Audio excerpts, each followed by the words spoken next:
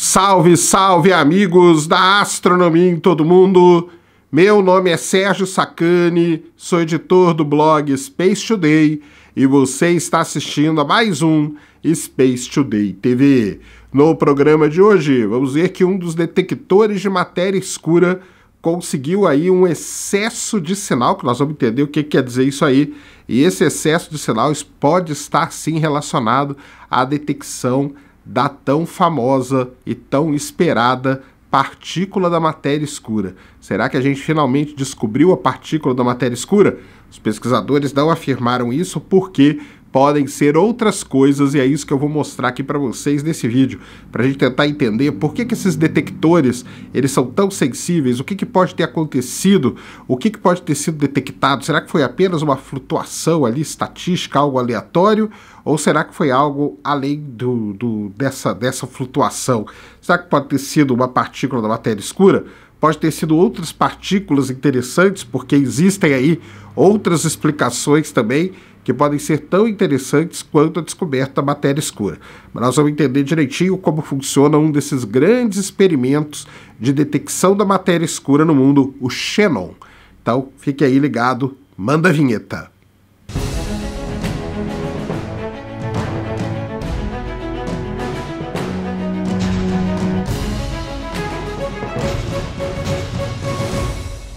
Muito bem, pessoal, vídeo novo aqui no canal. Antes do vídeo começar, você já desce aí, já deixa o seu like, já se inscreve no canal para você não esquecer durante o vídeo e para ajudar a causa da divulgação científica no Brasil. Como eu falo sempre, passe lá na spacetodaystore.com. Hoje eu tô com uma estampa nova aqui, ó, que a loja me mandou, ó, que bonito isso aqui, ó.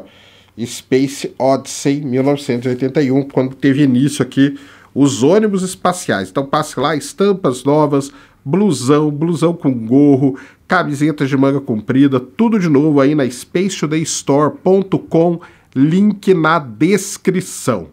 Vamos para o vídeo de hoje, passar aqui nossos 10, 15 minutinhos, batendo um papo sobre algo importante, interessante, relevante que acontece no nosso universo. Na verdade, não no nosso universo, né? Hoje nós vamos falar sobre uma detecção aí que tem pistas que pode ser a tão procurada partícula da matéria escura. Vocês já sabem que um dos grandes mistérios aí da ciência atualmente é a matéria escura, é tentar detectar a matéria escura, provar que ela existe, detectar a partícula presente nessa matéria escura. Matéria escura aí que é um dos principais constituintes do universo, né? Constitui aí boa parte do nosso universo e que os astrônomos procuram ela loucamente, não só os astrônomos, né? Mas assim, grande parte da comunidade científica aí ligado à astronomia, astrofísica, cosmologia, física de partículas, toda essa galera procura a matéria escura, precisa encontrar a matéria escura. A gente sabe que ela muito provavelmente deva existir sim, só que a gente não tem ainda a prova disso. Então, para provar isso, seria legal encontrar a partícula da matéria escura. E para fazer isso, existe uma verdadeira caçada a essa partícula pelo mundo, onde são construídos detectores de matéria escura. Detectores que são experimentos de... Se você olhar só pelo lado da engenharia, já é algo assim realmente espetacular o que esse pessoal faz. Porque para você conseguir detectar a partícula da matéria escura, se ela realmente existir, você não basta apenas construir um detector. Esse detector ele tem que ser isolado de todo o resto que existe. Por quê? Porque se a partícula existir, ela deve, ou ela não interage, ou ela interage muito fracamente com a matéria ordinária que a gente fala. E esse detector ele tem que estar isolado da maior quantidade de efeitos, de ruídos, de sinais de fundo, de tudo. Porque se qualquer coisinha entra ali naquele detector, se qualquer outra detecção aparece ali, isso aí já pode vir e camuflar o sinal da matéria escura. Então esses detectores, boa parte deles são enterrados entre centenas e milhares de metros de profundidade em locais muito isolados. Na Antártica, por exemplo, a gente tem detectores de matéria escura, em montanhas espalhadas pelo mundo todo aí também existem esses detectores. Então é uma obra da engenharia, uma obra fantástica da engenharia para você tentar, de alguma forma, encontrar essa partícula da matéria escura. Porque se a partícula da matéria escura está passando pela Terra, e se ela passar por esse detector, a gente teria que ter uma maneira de encontrar ela, alguma coisa que ela faria ali com o nosso detector, dependendo do que ele é constituído. Eu vou explicar um deles aqui para vocês, para que a gente possa, então, bater o martelo e falar, ó, tá aqui, ó, detectamos essa partícula aqui é a partícula da matéria escura, então tá aí a matéria escura, agora a gente sabe o que é. Basicamente é isso que esses experimentos no mundo todo tentam fazer. Um desses experimentos é conhecido como Xenon, ou melhor dizendo, Xenon 1T. E esse experimento ele fica localizado na Itália, ali na montanha de Gran Sasso. Ele fica enterrado a 1.400 metros de profundidade. Onde ele fica? Por que ele fica nessa profundidade? Para ele ficar protegido de, por exemplo, partículas cósmicas originadas do espaço, originadas da atmosfera, ou seja, é uma maneira de você isolar esse experimento. O xenon ele é um detector que é preenchido com 3 toneladas de xenônio liquefeito ultra puro.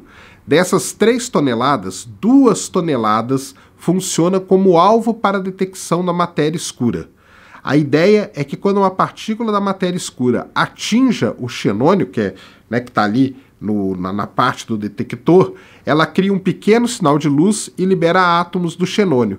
O experimento então ele é circundado por tubos fotomultiplicadores para registrar os eventos e por um enorme tanque de água para capturar os muons gerados também. Esses muons, daqui a pouco nós vamos entender ali na frente, é muito importante a gente ter um controle desses muons, porque ele é uma das coisas que pode atrapalhar as nossas medições. Por isso que boa parte desses detectores de matéria escura, eles têm tanques de água enorme ao redor. Aliás, tem detectores que são milhares e milhares de caixas d'água gigantescas, justamente para você tentar filtrar isso. Você consegue, de uma determinada maneira, subtrair esses muons das medições. Esse muon aí, ele é muito interessante, porque ele é interessante, né?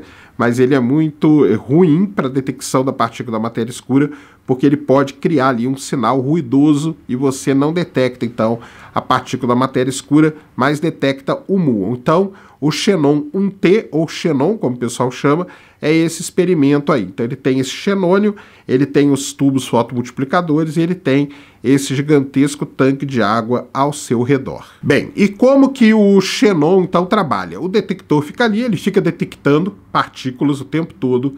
Toda hora tem uma detecção, a gente chama isso de background, tá? Os pesquisadores chamam isso de background. É uma detecção de fundo ali, é um padrão de partículas que ele já tem um padrão totalmente conhecido. Então você vai lá, de tempos em tempos, pega os seus dados e vê se você tem um número de detecções que estão acima ou abaixo ou igual a esse número de padrão. Se tiver até esse número de padrão, você não detectou nada de novo, porque você está dentro dessa detecção assim normal do xenon. Basicamente é isso que acontece. Então é aí que surge a grande dificuldade de você encontrar a partícula da matéria escura. Os pesquisadores, trabalham com uma fração de detecção muito pequena, porque todo o resto, a grande parte, já faz parte desse, digamos assim, ruído de fundo que existe ali. O que eles tentam é separar alguns eventos desse ruído de fundo e aí estudar esses eventos e saber o que pode ter gerado esse excesso de detecções feitas pelo xenon aqui no caso, mas isso basicamente é como funcionam todos os detectores mundo afora. E é aqui que eu começo a falar do que acabou de ser publicado aí, que foi um excesso de eventos registrados pelo xenon. Existe um número cabalístico, tá? Não é cabalístico, não, lógico, né? Porque ele é estudado lá. Esse experimento xenon, ele tem ali um padrão. O padrão dele é detectar 232 eventos. É isso que ele consegue, que ele detecta. Qualquer coisa acima desses 232 seria algo interessante. E na última rodada aí dele, eles conseguiram detectar 285 eventos. Quer dizer que você detectou 53 eventos acima desse ruído de fundo.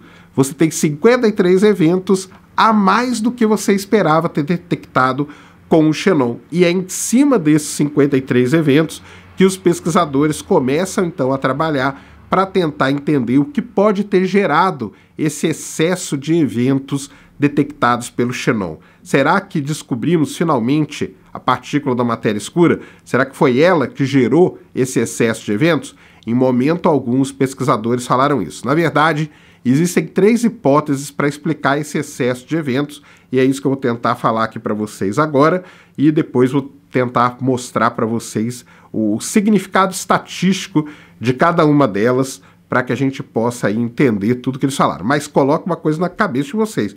Se vocês verem em algum lugar que foi detectada a matéria escura, não foi, porque eles nem podem afirmar isso com esses dados que tem até o momento. Então vamos lá. A primeira explicação para esse excesso de eventos é o que a gente chama de vazamento de trítio.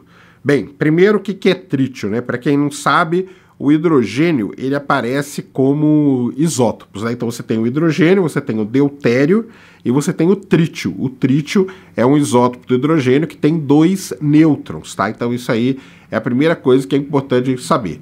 Um dos problemas com o xenon, com esse detector aí, surge de partículas cósmicas instáveis, o tal dos muons. Lembra que eu falei dos muons lá para vocês? Então, que são os primos mais pesados dos elétrons, e esses muons, eles interagem com todo o equipamento ali do xenon, ou eles decaem dentro do detector, tá?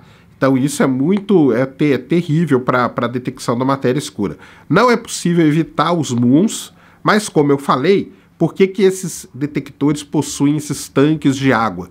Porque através desses tanques de água é que você consegue entender esses muons e subtrair eles do sinal. Então isso que é a principal coisa, tá? Porém, a água contém hidrogênio e um dos isótopos do hidrogênio, como eu falei para vocês, é o trítio, e o trítio é radioativo.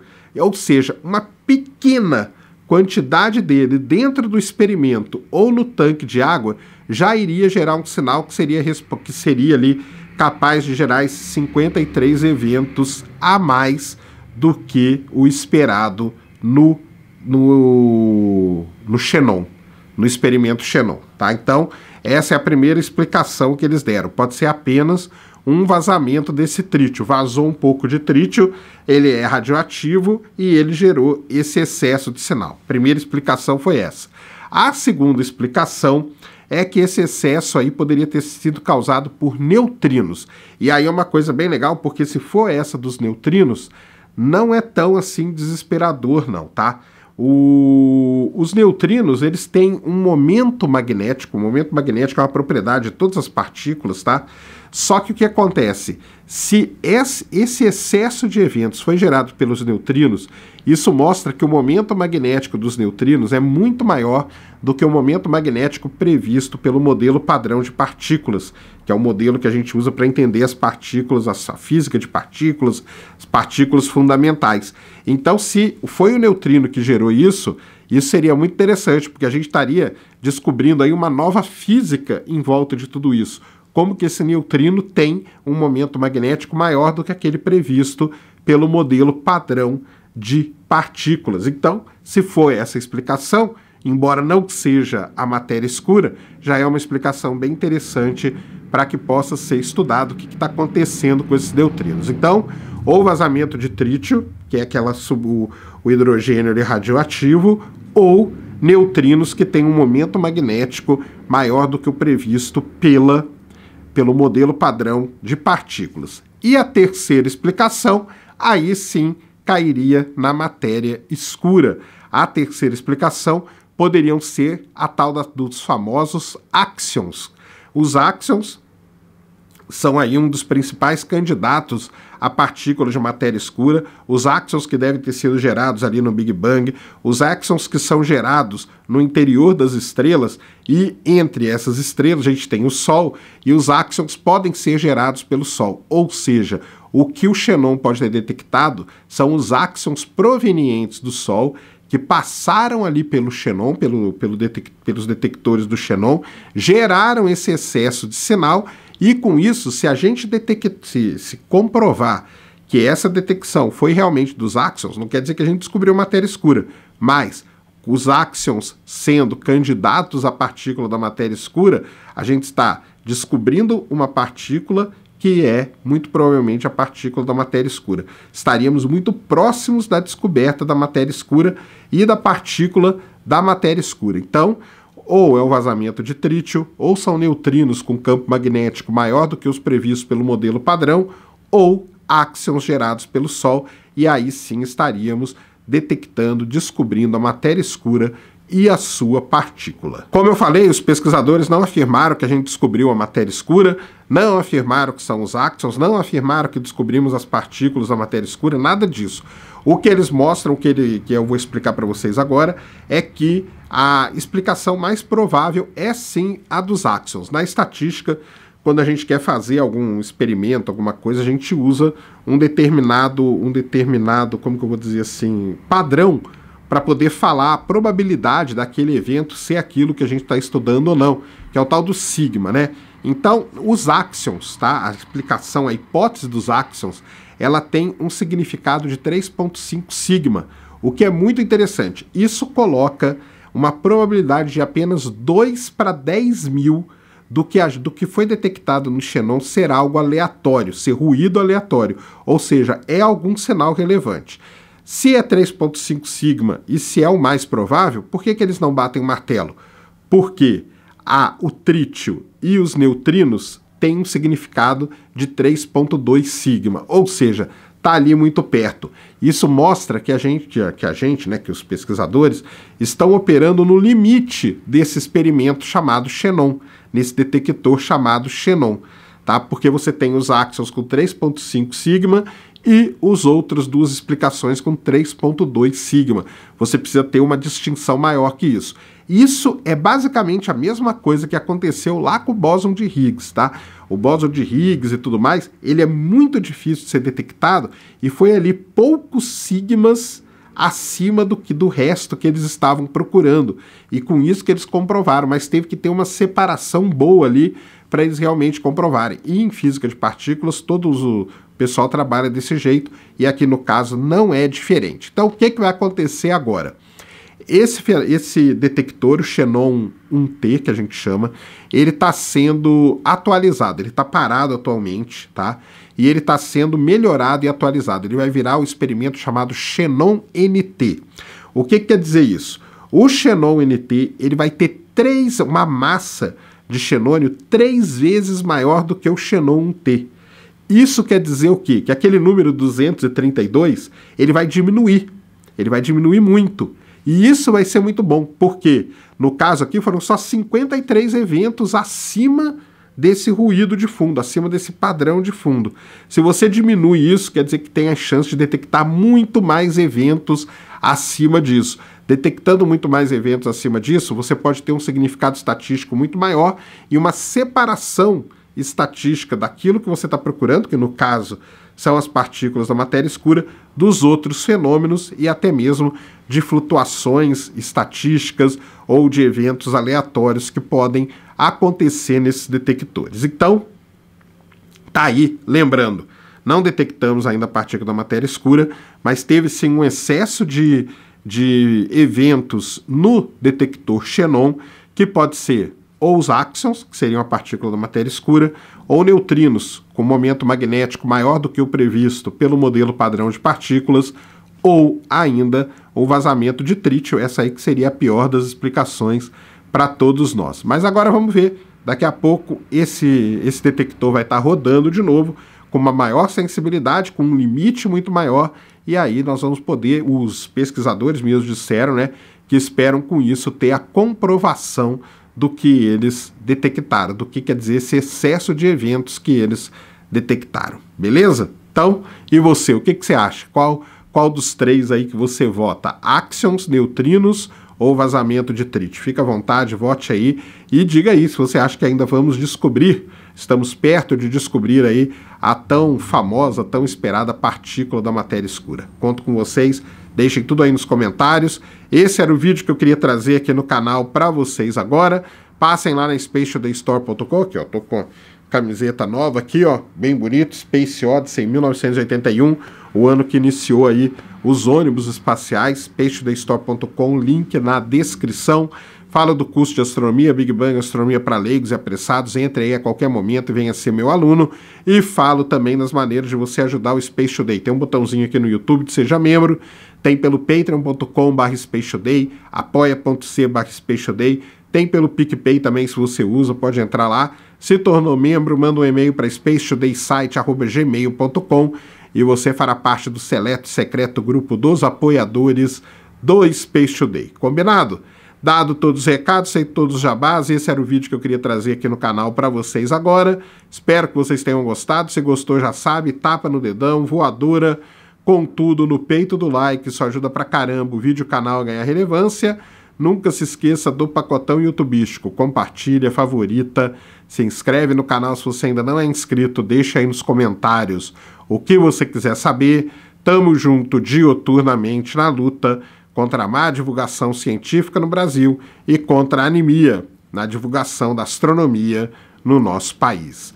Mais uma vez, meu nome é Sérgio Sacani, sou editor do blog Space Today e você acabou de assistir a mais um Space Today TV. Fui!